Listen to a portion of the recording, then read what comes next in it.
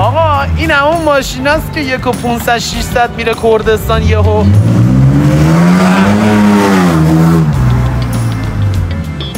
قشنگی های کارخونه آزمایش هم اینه دیگه.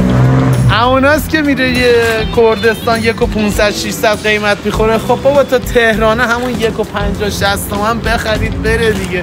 چه کار. البته یه سری دوست دارن لوکیشن برن از یه لوکیشن خاصی خرید کنن، حالا 200 تومن بالاتر هم بود اب نداره، بگن ما از فلان جا خرید.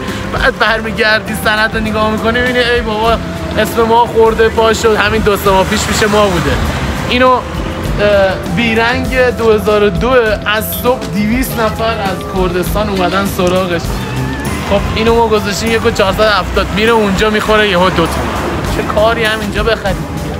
14 موتور رونیز من عاشقشم. چرا؟ چون محکمی پاترولو داره و تیونینگ هم تا صبح میتونید شما روش انجام بدید، علاوه موتوری، علاوه توان گرفتن از موتورش. چرا؟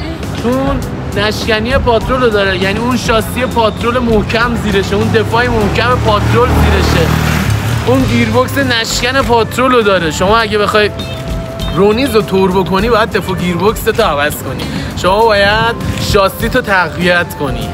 الان یکی میاد دیگه من کردم با 20 PSI 500 اسب ازش گرفتم، نه خبری نیست. این کارا رو میشه کرد ولی روی این شاسی پاترول میشه کرد.